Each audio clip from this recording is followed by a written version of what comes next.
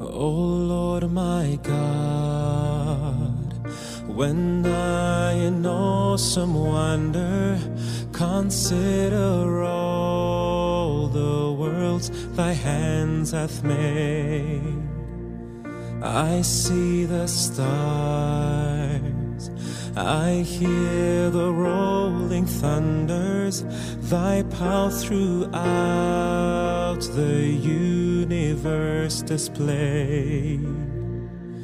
Then sings my soul, my Savior God, to thee, how great thou art, how great thou art.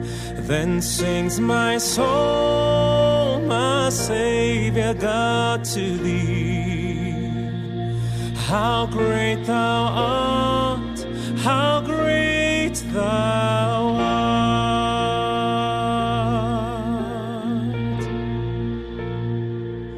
And when I think that God his Son not sparing sent him to die, I scarce can take it in, that on that cross, my burden gladly bearing, he bled and died to take away my sin. Then sings my soul, my Savior God, to thee, how great thou art, how great thou art. Then sings my soul, my Savior God, to thee, how great thou art, how great thou art.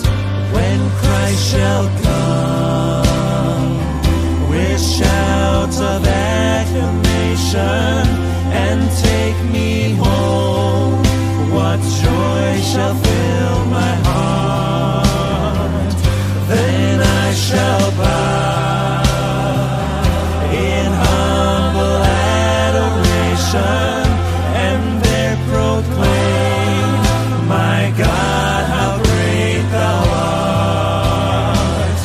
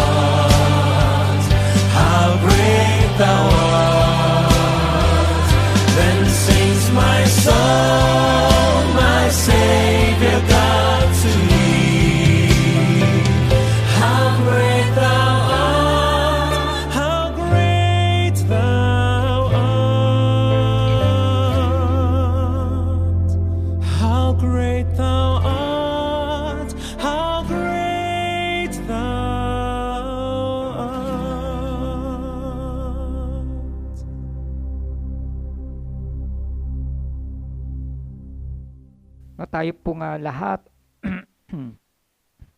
ay tumayo para po sa ating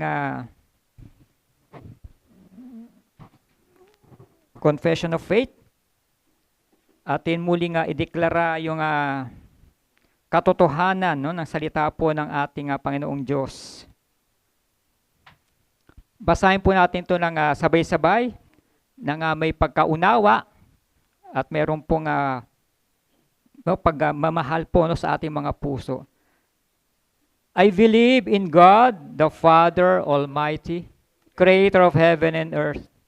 I believe in Jesus Christ, His only Son, our Lord, who was conceived by the Holy Spirit and born of the Virgin Mary, was crucified, died, and was buried.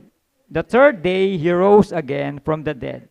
He ascended to heaven and is seated at the right hand of God the Father Almighty. From there He will come judge the living and the dead.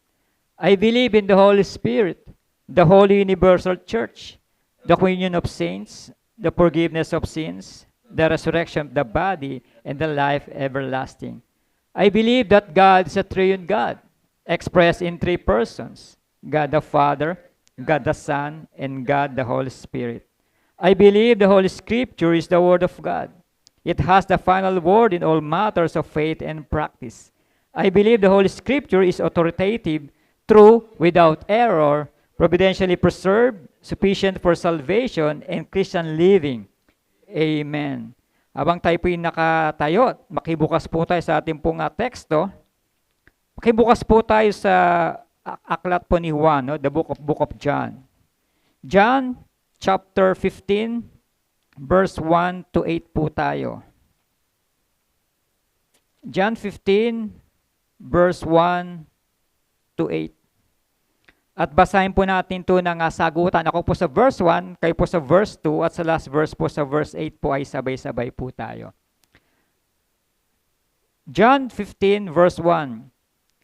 I am the true vine, and my Father is the gardener.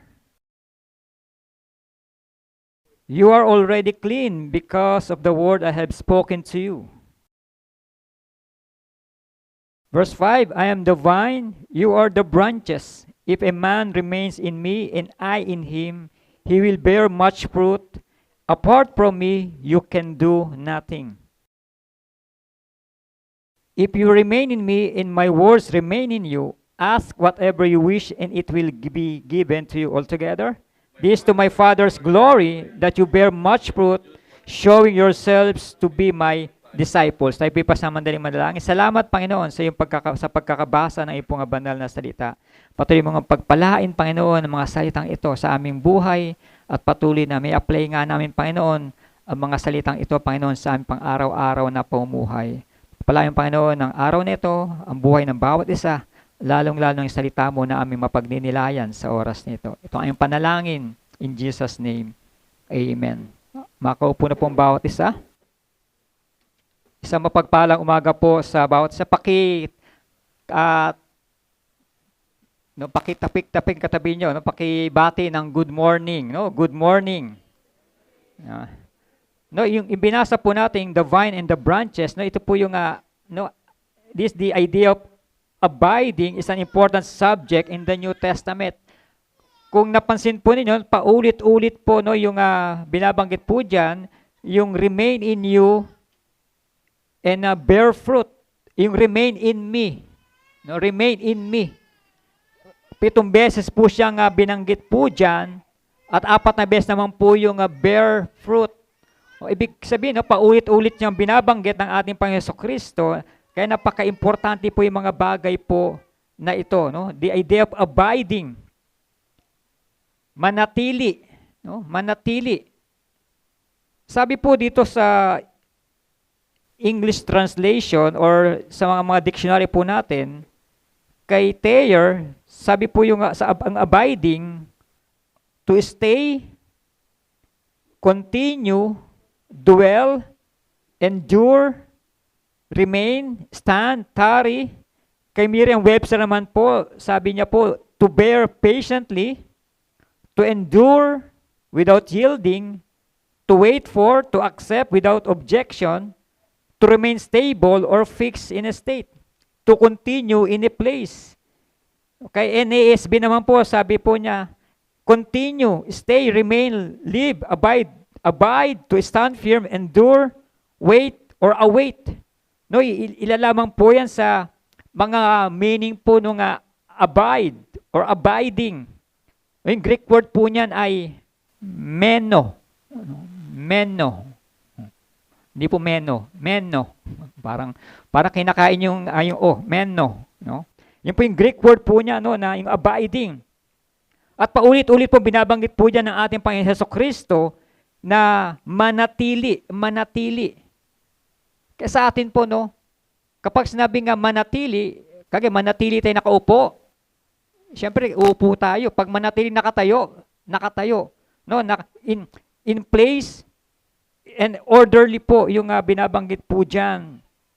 Ano po yung gusto pong iparating po dito ng banal na kasulatan ng ating Panginoon Hesukristo dito po sa kanyang salita sa oras po na ito. I am the true vine, and my Father is the gardener. I am the true vine.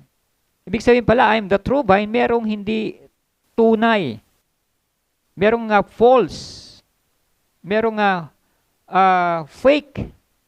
Merong hindi totoo. Kasi sabi, I am the true vine na binabanggit po ito ng ating Panginoong Hesukristo.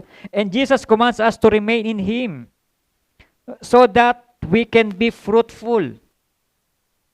Yun po ini-encourage sa atin at sinasabi po ng ating Panginoong Hesukristo na manatili ka sa akin. Manatili ka sa aking mga salita. Manatili ka sa katotohanan na salita ng ating Panginoong Diyos upang ikaw ay patuloy na mamunga. No, yun po yung ini-imply po dyan. At yun po yung mga sinasabi pagkautosan po ng ating Panginoong Hesukristo. I am the true vine and my Father is the gardener. He cuts off every branch in me that bears no fruit. While every branch that does not bear fruit, He trims. He trims clean so that it will be even more fruitful. Kaya kung yung verse 1 hanggang verse 8, kung binabasa po natin, parang paulit-ulit. Parang yung sinabi niya doon sa latter part ay, yun yung sinasabi niya sa verse 5 hanggang verse 7. Ang kaiba lang yung sa verse 8. No, parang paulit-ulit sinasabi po ng ating Panginoong Hesukristo. Kung paulit-ulit pong sinasabi sa atin to, parang mga magulang natin, meron po siyang gustong ipahiwatig, meron po siya gustong ituro na inuukil-kil no, sa ating mga kaisipan na ganito yung gawin mo, ito yung tama, ito yung harapat. Nanalagi natin sinasabi sa ating mga anak. At pag paulit-ulit, sinasabi nating mga anak, Ma, Dad, para ka namang siramplaka. No? Ano kayo? Para ka siramplaka, paulit-ulit kayo. No? Paulit-ulit kayo, para ka siramplaka. No, yun yung sinasabi po ng mga bata at maging sa atin po ay, ito yung sinasabi din po sa atin ng banal po na kasulatan. Where do you choose to remain or stand? Saan ka nakatayo? O ano yung tinatayuan mo? Saan ka nananatili? Ano yung pinaniniwalaan mo? Where you choose to remain or stand in your life? At sa binasa po natin, the vine and the branches. Very meaningful po. Isa po ito sa mga natalakay natin last 2 years ago. Meron pa mo nakakaalala, yung Greek word po na sinasabi na I am, ego eimi. Yun po yung ego eimi na binabanggit ni Kristo. Kapag nakita niyo sa mga Greek word na ego eimi, yun po yung I am. Yun po yung kasiguruhan na siya ay tunay na Diyos. No? I am. This is the command to abide in Christ. The command to abide in Christ. Merong mga ipinag-uutos dito ang ating Panginoon Hesukristo na tayo ay manatili sa Kanya. Kung merong ipinag-uutos na dapat sundin at may mga pinag-uutos na kapag hindi mo sinunod ay merong mga tinatawag na consequences. Tignan po natin, no? Isipin mga main character po sa binasa po natin. No? Isipin mga main characters. Una God the Father. Sabi, He is the gardener. Our Lord Jesus Christ. the disciples, at maging anyone na makakapakinig ng salita po na ito. So ito po yung mga character po na binanggit po rito. God the Father, our Lord Jesus Christ, these disciples, and maging bawat isa na makakapakinig ng salita po na ito. Ngayon, tignan po natin, yung metaphor po na sinasabi po ng ating Panginoong Jesucristo, lahat po na nakikita niya po sa paligid ay ginagamit niya po nga pamamaraan upang ito ay ituro. O magturo po siya ng mga bagay na patungkol po sa paghahari po ng ating Panginoong Diyos. And this is the metaphor of the true vine and gardener. No, the metaphor of the true vine and gardener. No, Jesus speaks a metaphor of a vine and a gardener and places the disciples in relation to this metaphor. And God's ways are likened to a gardener. Sabi ni Jesus, I am the true vine and my Father, nakaka-abstract po yung Father po dyan, and my Father is the gardener. Yung my Father na tutukoy yung ating yung Diyos Ama. I am the true vine. Siya yung tunay na vine, na sinasabi niya po dyan.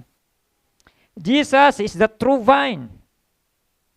Makibukas nga po tayo sa Psalms chapter 80. Tingnan po natin yung in context po nung true vine. Psalms chapter 80 verse 11. Sabi po sa Psalms 80 verse 11, 8 to 11. Sorry, 8 to 11. Psalms 80, 8 to 11. Sabi po sa verse 8, you brought a vine out of Egypt. You drove out the nations and planted it. You cleared the ground for it, and it took root and filled the land. The mountains were covered with its shade, the mighty cedars with its branches. 11, it sent out its boughs to the sea. It shoots as far as the river. At maging sa verse 16, your vine is cut down, it is burned with fire. At maging kay Isaiah chapter 5 verse 1 to 7, kay Jeremiah chapter 2 verse 21, at maging kay Hosea chapter 10 verse 1, binabanggit po dyan yung vine. Ito yung vine na tinutukoy po dito po sa Old Testament, sa Psalms, kay Isaiah, kay Jeremiah, at maging kay Hosea. Ito po yung mga Israelita, mga Israelites. Sila yung mga vine na tinutukoy po dito na sumalungat doon sa salita po ng ating Panginoong Diyos. Sumalungat doon sa mga ipinapagawa po sa kanila. Kaya dito sa pagdating po sa time po ng ating Panginoong Jesucristo, ito yung sabi na, I am the true vine. Siya na yung tunay. Hindi kagaya ng mga Israelita na hindi nila na-fulfill. No, hindi nila na-fulfill yung pangako ng Diyos sa kanila. No, sila ay patuloy na namuhay sa kasalanan, sila ay patuloy na sumamba sa mga Diyos-Diyosan. At maging sa mga oras po nito, sinasabi na, siya na yung tunay. I am the true vine. Hindi na ako yung vine noon na tinutukoy ko na mga Israelita na hindi tumupad doon sa pangako ng ating Panginoon, hindi tumupad doon sa kailang covenant ng ating Panginoong Diyos. No? Jesus is the true vine, and my Father is the gardener. Ang Diyos Ama yung nangangalaga doon sa mga ubasan na yon. And every branch has only two possibilities. Yung mga puno, yung sanga ng ubas, o anuman mga fruit-bearing tree, two possibilities lang daw po yan. Una po, be cut off for lack of fruit. Pinuputol, inaalis kapag ito ay hindi namumunga. Or be pruned so one can bear more fruit. Or pinuprune, tinitrim, inaayos, nililinis para mas lalo siyang lumago. Ano yung negative side po nun? He takes away every branch which does not bear fruit. Yun po yung negative side po. Inaalis ng ating Panginoong Diyos yung mga sanga na hindi namumunga. Tignan niyo po yung mga sangang hindi namumunga. May napapansin po ba kayo sa mga naghahalaman? Sa amin doon, napapansin ko yung mga sangang hindi namumunga. Ano po siya? Yung iba po ay natutuyo. Yung iba naman po ay sobrang dami ng dahon pero walang bunga, sobrang kalat naman po. No? Kaya sa amin po doon, maraming puno sa may harapan po namin, kaya napakadahon. Meron kaming puno po doon na 2 na hindi namumunga. Pero tignan nyo po ngayon, ano na, ubos na, halos ubos na po yung mga sanga niya. Pinuputol ko na kasi hindi man namumunga. No, yun po yung negative side po nun. He takes away every branch which does not bear fruit. Yung positive side po yun, He prunes every fruitful branch so that it is more fruitful. Yung dalawa sa mga possibilities po, yung He takes away mga branches na hindi namumunga at tinitrim naman yung mga namumunga namang mga puno o yung mga kanyang mga sanga upang ito ay mas lalo pang lumago so that it will bear even more fruit. Yung talbos ng kamote. Hindi pala, talbos ng kamote pala, tinalbosan na. Yung kamote, pag kayo nagtanim ng kamote, pag hinayaan nyo lang po siya na siya ay lumago ng, gumapang ng ganon, ang bagal po ng kanyang kanyang pagkabunga o kanyang paglago ng kanyang halaman. Pero kapag tinalbusan po ninyo siya, pansinin po ninyo, mas mabilis po siyang lumago, mas mabilis po siyang magdahon. Kaya mas marami kinukuhang mga dahon o mga talbos po ng kamote. Di ba kayo nagtataka yung mga nagtitinda sa palengke, hindi naubusan ng talbos ng kamote, kangkong? Kasi lagi nilang tinatalbusan, lagi po nilang pinuprune. Kaya mas lalo po siyang dumadami. Kaya huwag niyo po ipagdamot kung meron po kayong puno sa inyong bahay. Kung meron kayong puno ng mangga, huwag niyo po ipagdamot yung bunga. Kapag may napadaan, humingi, bigyan niyo. Manungkit. Sa amin po, may 2 mangga po doon. Sa may left and right po ng bahay namin, 2 po yung puno ng mangga doon. Yung sa left side po namin, yun po talaga halos pinamimigay po talaga. Kunin nyo na ang lahat ng gusto nyo kunin dyan. Pinamimigay po talaga nila. And even sa gabi, ay magugulat ka na lamang po. Lagi na lang may lumalagabog sa bubong po nila. Akala mo lagi may nag-aaway. Nagbabagsakan yung kailang mamangga. Ganun ka-fruitful po yung kailang mangga dahil ito'y kailang pinamimigay. Ito'y laging natatalbusan, laging nakukuhanan. Mas lalo siyang pinagayaman. Pero sa kabilang hindi na po magsasalita doon sa kabilang mangga. Ayun. Yun po yung napansin ko po ito, na biblical po talaga. Yung mga puno na namumunga, na laging kinukunan, ito po ay laging mas lalong namumunga kaysa doon sa mga puno na hindi namumunga, walang pakinabang, kundi ito ay pinuputol. Meron kaming 2 po doon, langka. Sa may harap po ng bahay namin, left and right, may langka po kami doon. Pero kung titignan nyo po ngayon yung langka po, yung puno langka po niya, mataas na po siya. Pero pag tinignan nyo po ngayon, baka mga ilang sanga na lang po meron siya. Kasi, tinatabas ko na po kasi hindi po talaga siya namumunga. Madahon lang, And abiding in Christ is the means producing spiritual fruit. That is important because the branches that remain on the vine, those not cut from the vine by the Father, are the ones that bear fruit. Yung mga naiiwan, natitirang mga sanga ng puno, yun po yung intended po talaga na iniwan ng ating Panginoong Diyos para mas lalo po siyang mamunga. At yung mga tinatanggal, yung mga sanga na hindi po namumunga o yung mga sanga na walang pakinabang. And abiding in Christ means producing fruit. Abiding in Christ, producing fruit. And producing fruit is required to abide. Tayo bilang mga Kristiyano, ang iba sa atin ay meron ng 50 years na Kristiyano, quote unquote. May 30 years, may 20, may 10, may 5, at merong bagong Kristiyano. No, hindi po importante kung gaano po tayo katagal na Kristiyano. Huwag natin ipagyabang na ang haliging ito ay sa akin yan. No? Meron kasi ganong member. Yung haligi daw yun ay sa kanya kasi siya ay nagpatayo ng iglesia. Kung ang iglesia ay nasa 50 years na, 50 years na rin po siya sa iglesia. No, kaya huwag po natin ipagyabang na, ipagmalaki na tayo ay pinakamatagal sa iglesia o pinakamatagal sa simbahan. Pinakamatagal sa church na ito, pinakamatagal sa church na pinanggalingan po natin. Dahil hindi po yun ang basihan. Ang basihan po ng ating Panginoong Jesucristo, yung pananatili sa Kanya, ibig sabihin, yung nagpo-produce ng bunga. Ang Kristiyanong hindi namumunga ay kagaya ng punong o mga sanga na hindi namumunga, na ito ay tinatabas, pinuputol ng ating Panginoong Diyos.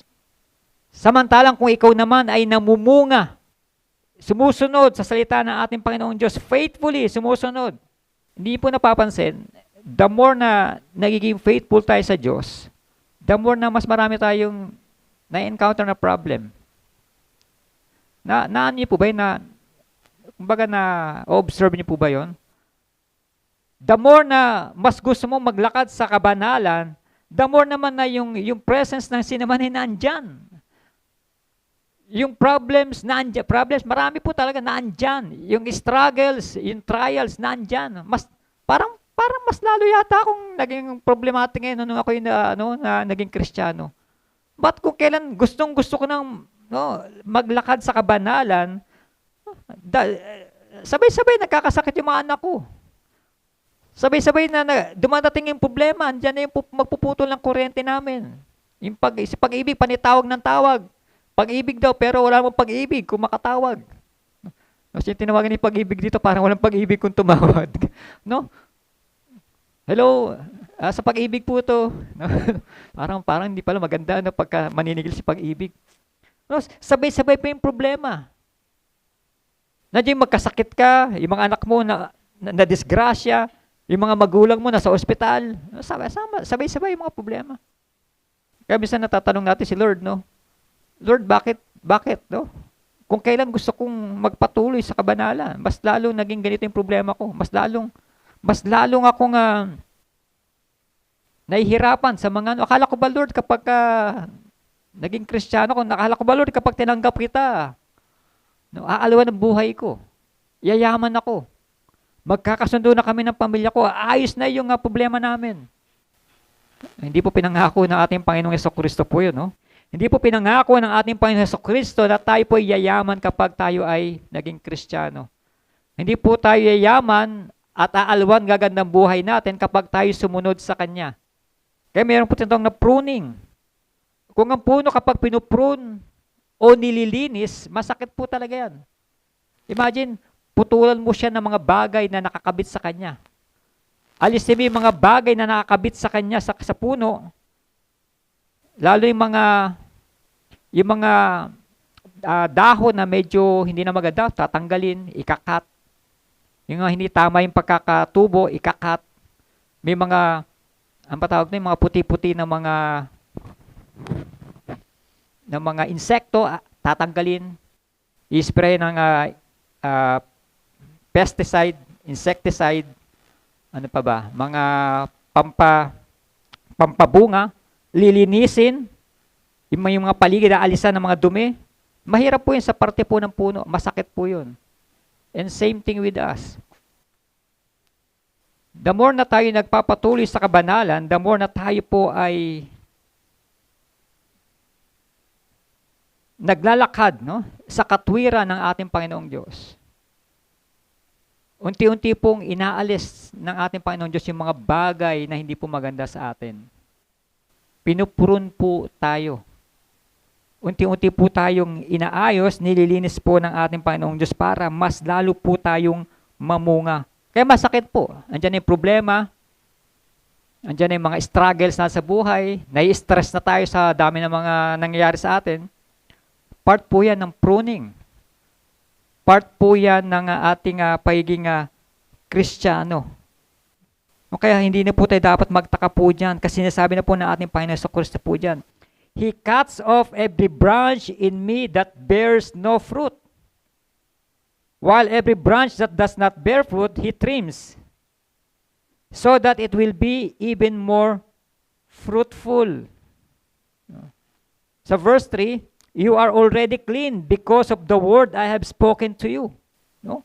Malinis na po daw tayo dahil sa mga salita, no, na ibinigay po sa atin ng ating Panginoong Diyos. And the command, remain in me and I in you. Remain in me and I will remain in you. Manatili kayo sa akin, sabi ni Jesus, at mananatili ako sa inyo or sa iyo. And the reason we should abide is because we cannot bear fruit apart from our Lord Jesus Christ. Hindi tayo makakapamunga, hindi natin mapagtatagumpayan ng mga bagay na dumating sa ating mga buhay kung tayo po ay hiwalay sa ating Panginoong Jesucristo. Kung hiwalay ka sa Diyos, ano ang meron sa iyo? Anong mapapala mo kung ikay hiwalay sa ating Panginoong Diyos? Kung hiwalay ka sa pinagmumulan ng buhay, anong buhay meron ka? Kung hiwalay ka sa may akda ng buhay, anong buhay meron ka?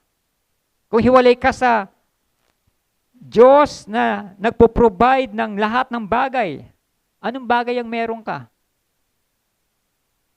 Kung hiwalay po tayo sa Diyos na nagpapagaling ng ating mga karamdaman, anong karamdaman ang meron tayo?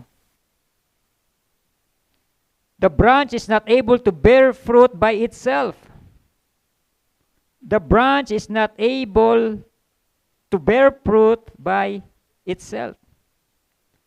Kung tayo po ay hiwalay sa ating Panginoong Diyos, tayo po ay patay. Kung ating Diyos ang source ng buhay, source ng kagalingan at source ng lahat ng bagay, kung hiwalay po tayo sa source, patay po talaga tayo. Kaya nga sa Eva at Adan, di ba, namatay nung sila ay nagkasala. Sila ay nahiwalay sa ating Panginoong Diyos. Namatay sila spiritually. And eventually, namatay po sila physically. You are unable if you do not remain in our Lord Jesus Christ. No? Kaya ang kondisyon, if you do not remain in me, kung hindi ka mananatili kay Kristo, hiwalay ka sa Kanya.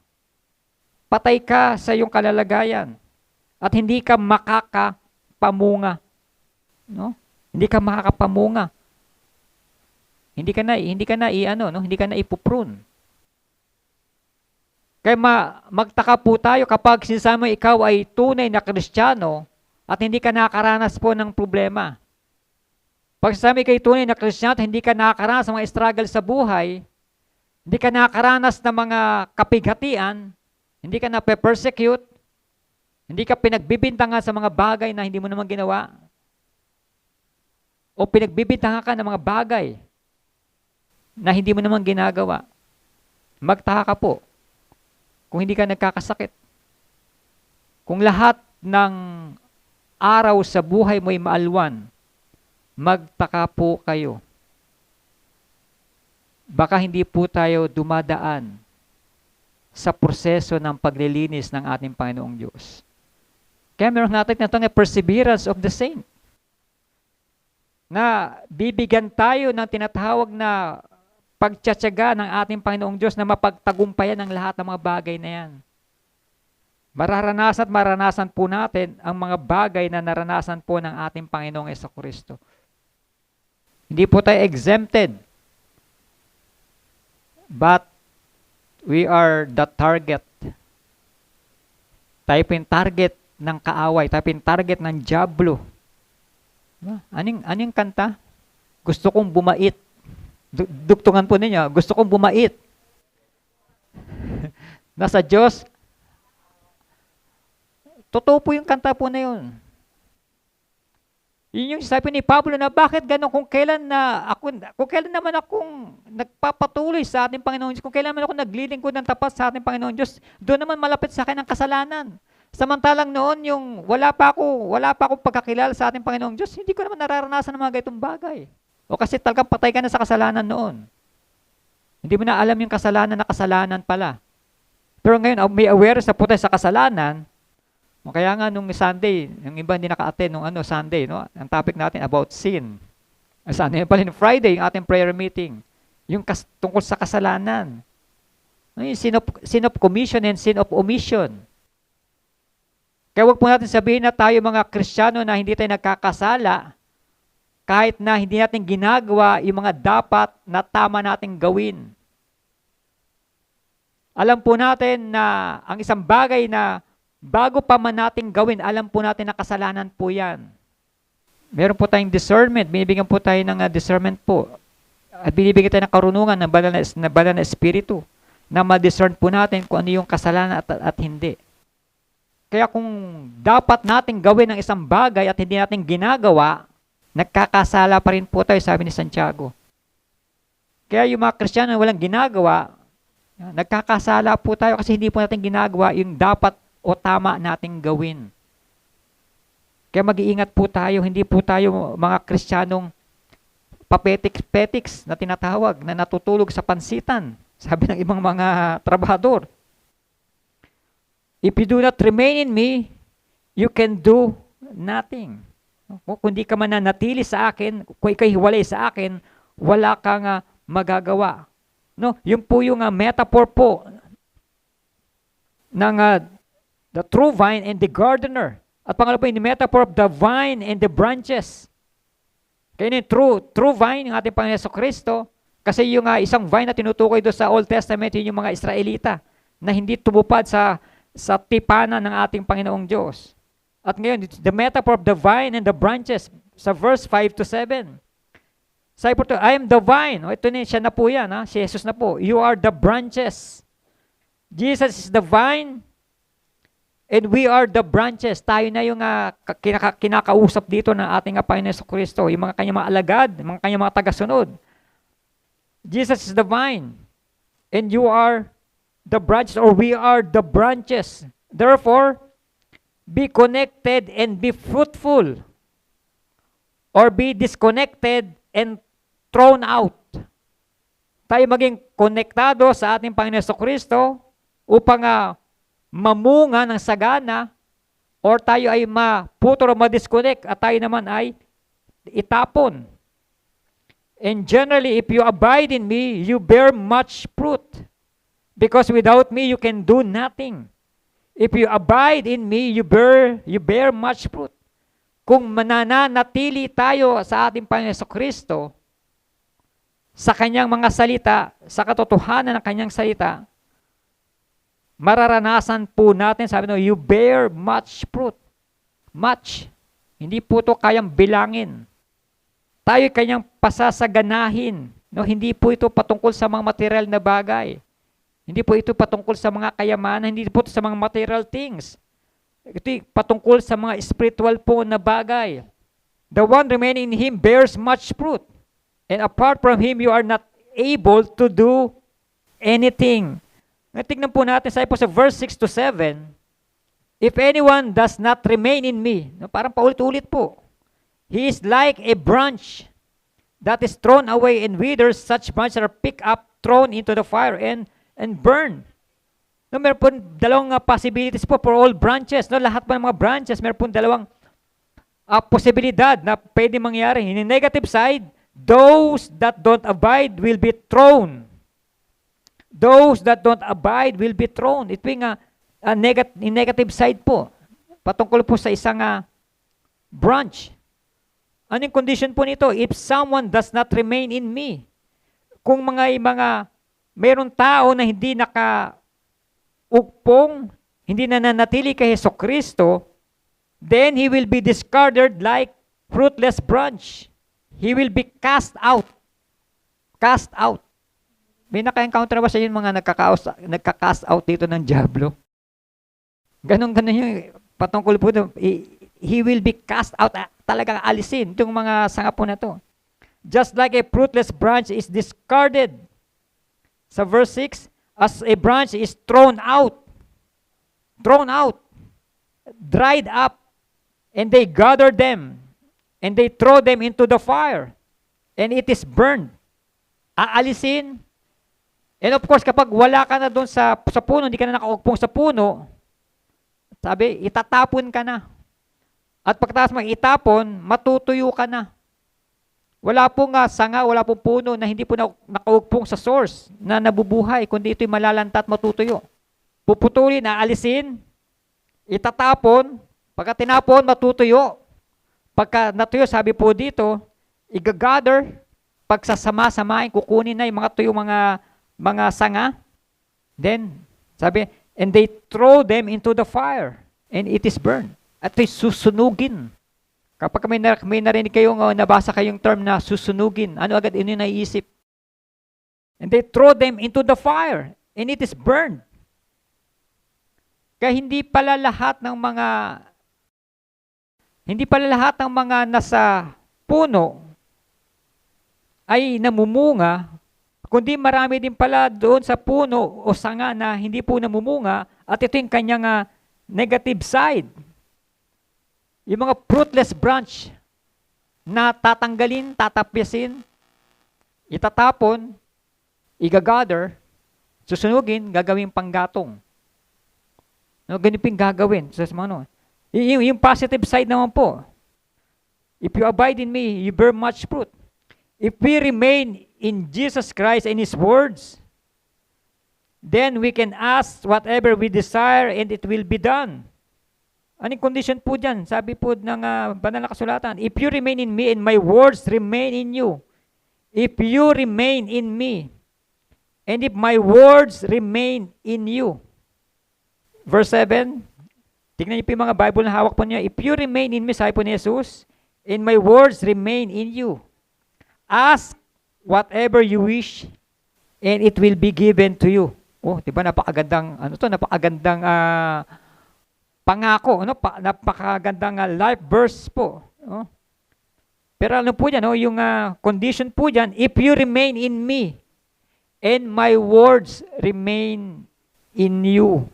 No, hindi po ito basta lang nanalangin ka na gusto mo agad makuha yung gusto mong makuha. At pagkatapos doon ay bye-bye na. No, meron pong kondisyon. Kung tayo ay nananatili sa Kanya at yung Kanyang salita ay nananatili po sa bawat po sa atin. Then, ask and it will be given to you. Tama yung pagkakabasa po natin. Ask whatever you wish, and it will be given to you. Pero ano po yan mag-iingat po tayo dito po sa teksto nito. Baka isipin natin, Lord, bakit ganun? Tagal ko nang hinihingi sa ito, hindi pa rin binibigay. Sabi mo, ask and it will be given to me. Sabi mo, Lord, ipanalangin ko mga bagay ito, ba't hindi mo pa rin binibigay sa akin? Yun po yung danger kapag na-misinterpret po natin o na out of context po tayo dito po sa sinasabi po ni Jesus po dito. No, ask whatever you wish and it will be given you. That whatever we ask according to His will. Hindi po ito yung mga wants po natin. Ito po yung mga needs po natin. But subject po to, according to the will of the Father. According to His will. Nakabase pa rin po yan sa Kanyang dakilang kalooban. Kaya hindi po lahat ng gusto nating mangyari ay masusunod. Hindi po lahat ng gusto nating mangyari o makamit through prayers ay masusunod. Ang panalangin po ay hindi po yan para baluktutin o pasnurin yung kamay ng ating Panginoong Diyos. Kundi ang panalangin po natin ay mag-plead, magmakaawa sa Diyos. Hanggang doon lang po tayo. Pero yung katugunan, kasagutan, according to His will. Papakinggan niya po tayo o gagawin niya po yung mga bagay na gusto nating mangyari o naisin. Napapakinggan po tayo. Lahat ng panalangin po natin, napapakinggan po yan ng ating Panginoong Diyos. But yung katugunan, kasagutan ay according to His will. Kaya nga lagi natin hinihingi yung kalooban ng ating Panginoong Diyos. Ano yung panalangin ni Jesus? Sinakaalam yung panalangin ni Jesus. Ang sabi niya, ano yung una niyang litanya? Our Father in heaven, hallowed be your name. Thy kingdom come. Thy will be done. As in, thy will. Yung kanyang kalooban ang masunod. Yung kanyang dakilang kalooban ang patuloy na mangyari, no, sa kalangitan at sa ating buhay. No, kaya, yun po yung, if you abide in me, you bear much fruit. Panalangin po ni Pablo na alisin yung thorn in the flesh na tinatawag, yung tinik sa kanyang laman. Ang sabi ni Pablo, ilang beses niya pinanalangin kay Lord? 3 times na siya nagpiplead kay Lord na alisin yung tinik sa kanyang laman. Pero, nangyari ba yon? Ano sagot ni Lord?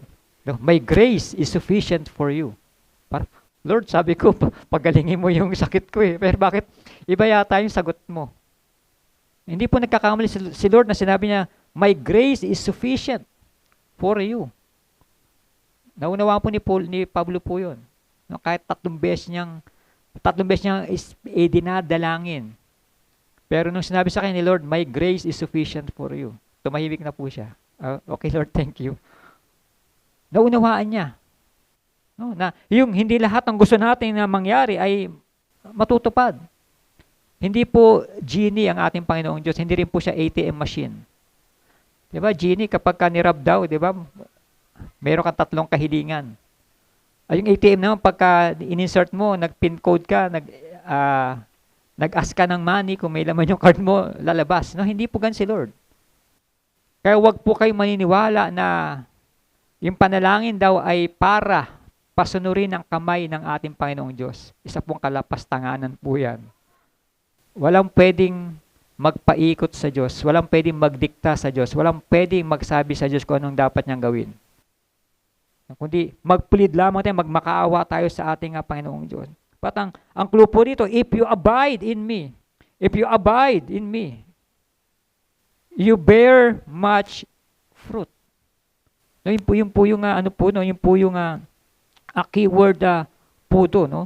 Na tayo manatili tayo sa ating Panginoong Jesucristo. Ano man yung nangyayari sa ating buhay, manatili tayo sa ating Panginoong, manatili tayo sa katotohanan salita po ng ating Panginoong Diyos. Huwag tayong maniwala doon sa mga kasinungalingan na sinasabi po ng mundo. Bakit? No? Bakit sinasabi po ni Jesus na manatili kayo sa akin, manatili kay Kristo upang tayo ay mamunga ng marami. Bakit ganun lagi sinasabi? Kailangan nating mamunga ng marami. Kung ka nanatili kay Kristo, mamumunga ka ng marami. Bakit kailangan nating mamunga? Ano bang niyan? Ano bang purpose niyan? Sa magsasaka, pagka namumunga kayo ng mga manggahan, ang kanyang mga palay, namumunga ba palay? Yung mga mangga, pag namungay mangga, yung papaya, lahat ng mga fruit-bearing tree. Kapag namungay na sagana, di ba, magagalak at matutuwa yung magsasaka o may-ari ng lupain. Sa verse 8, sabi ni Jesus po, no, beginning in verse 7, if you remain in me, and my words remain in you, ask whatever you wish, and it will be given you. May karugtong pa po. Verse 8, this is to my Father's glory, that you bear much fruit, showing yourselves to be my disciples. Yung disciples po dito is follower of our Lord Jesus Christ. Kung tayo po ay mga tagasunod ng ating Panginoon Jesucristo, tayo po yung kanyang mga disipulo. No, hindi po apostle, ha? Wala na pong apostle ngayon. Wala na po mga first hand, disciple, yun po yung mga apostle. Pero sabi ito yung mga tagasunod po ng ating Panginoon Jesucristo, ito po yung kanyang mga disciple or disciples. Ano po yan? It brings great glory to the Father. Kung tayo po daw ay namumunga ng sagana, ito yung nagbibigay ng kaluguran po sa ating Panginoong Diyos. Sa ating Diyos Ama. This is to my Father's glory. My Father is glorified in this. napapapurihan ang Diyos Ama sa lahat ng ginagawa po at lalo kapag namumunga po ang isang tunay na Kristiyano. At wala pong tunay na Kristiyano ang hindi namumunga. Pag sinabi mong tunay na Kristiyano, may tunay na karuktong kasi lahat kasi nagkiklaim Christian. Ang bansang Pilipinas po ay the only Christian country daw in Asia. No? Ngayon ba, ganun pa rin ba yung tagline ng Pilipinas? No? And even, ibang mga karating bansa po natin, marami na rin mga Kristiyano. But, Christian is different from true Christian. Yung tunay na Kristiyano, yung mga tunay na sumusunod sa ating Panginoon Jesucristo, ay sigurado at tiyak na namumunga. At mamumunga pa. Kasi nisabi po natin Panginoon Jesucristo. Kung mananatili tayo sa Kanya at yung salita niya ay mananatili sa atin bilang mga tunay na Kristiyano, asahan po natin na tayo ay mamumunga ng sagana. Dahil yung Kanyang pangako, dahil yung Kanyang ipinag-uutos po sa bawat po sa atin. No? And the primary task of the disciple is to glorify our Lord Jesus Christ, who glorifies the Father. Kaya, dapat na mamunga itong mga sumasampalataya sa ating Panginoong Jesucristo. And this bearing of fruit, therefore, not only indicates that the followers are true disciples of Jesus, but also that God is glorified in their discipleship. Napapaluguran at nabibigyan po natin ng kaluguran po ang ating Panginoong Diyos sa ating mga pang-araw-araw na pamumuhay. Lalo na kapag tayo ay namumunga ng sagana. How my Father is glorified? When we bear much fruit. Si Jesus mismo nagsabi po niya, this is to my Father's glory, that you bear much fruit. Kasama pala yun sa napapapurihan natin ang ating Panginoong Diyos sa pamamagitan ng mga bunga po natin, sa pamamagitan ng mga pamumunga ng ating mga pang-araw-araw na pamumuhay. At nawa ay mabunga ang ating pang-araw-araw na pamumuhay. Ano ba yung bunga po na tinutukoy po dito ng ating Panginoong Jesucristo? Yung love with one another. Yung pag-iibigan po sa bawat isa. Kasama po doon sa fruit na tinutukoy po ito ng ating Panginoong Jesucristo. Na mag-ibigan kayo sa bawat isa. And when we prove to be His disciples, ito yung nagpapakita na kayo ay tunay na tagasunod ni Kristo.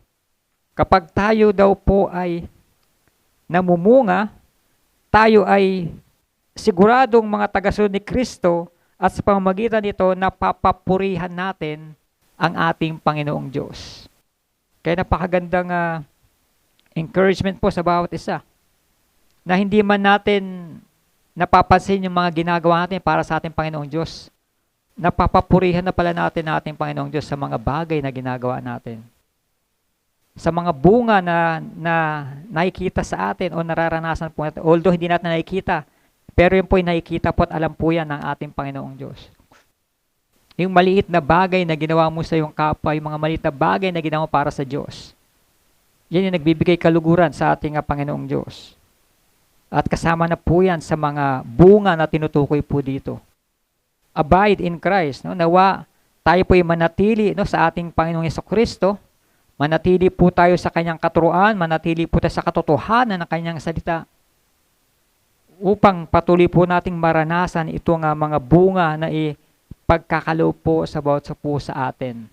Kaya ulitin ko po, the more na tayo'y namumunga, the more nating mararanasan yung mga hindi magandang bagay. Kaya ulitin ko po ulit, maging maging observant po tayo sa ating mga spiritual life. Para dumating man yung pagkakataon na tayo ay pinuprune, tayo dumadaan sa perseverance. Yun po yung tinatawag na namumunga na po tayo.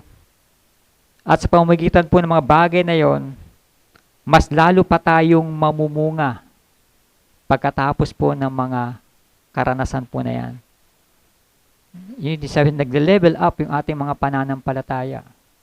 Kaya every time na mapagtagumpayan natin yan, another level, ibang klase, o ibang uri naman po ng mga pagsubok ang mararanasan po natin. Kaya hindi po ako magkasawang sabihin na ang buhay ng Kristiyano ay punong-puno ng pagsubok. Bagamat tayo puno-puno ng pagsubok, meron po tayong kagalakan na ito'y harapin dahil kasama po natin ang ating Panginoong Diyos. Amen? Kasama po natin. Tayo pinapatnubayan ng ating Panginoong Diyos. Kaya tayo ay mga mananagumpay. Like Joseph. Abide in Christ. No, kaya tayo po ay magpatuloy sa ating Panginoong Diyos. Tayo po ay patuloy na magtiwala sa ating Panginoon. Magtiwala po tayo sa lahat ng kanyang mga ginagawa at gagawin pa po sa ating mga buhay. Kaya may maranasan man tayong mga problema ngayon, difficulties, trial, suffering, name it. Illnesses. Abide in Christ. No? Abide in manatili lamang po tayo sa ating Panginoong Diyos dahil alam po ng Diyos ang kanyang ginagawa. Alam po ng ating Panginoong Diyos ang mangyayari sa hinaharap. Kaya ipagkatiwala po natin sa ating Panginoong Diyos ang lahat ng bagay. No? Sa ating pagtatapos, sa ating pong conclusion, sabi po ni Jesus, remain in me, signifies intimate fellowship with Christ through the help of the Holy Spirit. No? Abiding, continuing, remaining, and living in Christ. His word and His love are critical to our eternal joy and eternal life in the future. Abide in Christ. Manatili po tayo kay Kristo. Manatili po tayo sa presensya at patnubay ng ating Panginoong Diyos. Tayo po'y manalangin. Let us pray. Tayo po lahat ay tumayo para po sa ating pangwakas na panalangin. Muli, Panginoon, kami nagpupuri, nagpapasalamat dahil Ikaw ay buhay na Diyos. Ikaw ay makapangyarihang Diyos. Salamat, Panginoon, sa iyong salita sa oras na ito. At tulungan mo nga kami, Panginoon, na ito ay ma-digest namin. Patuloy naming maunawaan ang iyong salita, ang iyong mensahe sa oras na ito. Na kami nga, Panginoon, ay manatili sa iyo. Manatili kami sa katotohanan ng iyong banal na salita. Ipaunawa mo sa amin, Panginoon, na hindi madali ang aming kakaharapin. Hindi madali ang buhay na ipinagkatiwala mo sa amin. Bagkus hindi natutuwa ang dyablo sa mga nangyayari sa aming buhay. Napilit kaming ibinabagsak ng dyablo. Pilit kaming sinisira ng kaaway. But salamat, Panginoon. We thank you, Lord, dahil yung patnubay mo ay patuloy naming nararanasan. Hindi mo kami iniiwan. Hindi mo kami kailanman pinabayaan. Kaya magpas hanggang ngayon, ay binibigyan mo kami ng panibagong buhay, panibagong kalakasan, upang patuloy na mapagtagumpayan ang lahat ng hamon na dumadaan sa aming mga buhay. Tulungan mo kami, Panginoon, na makapanatili sa iyo.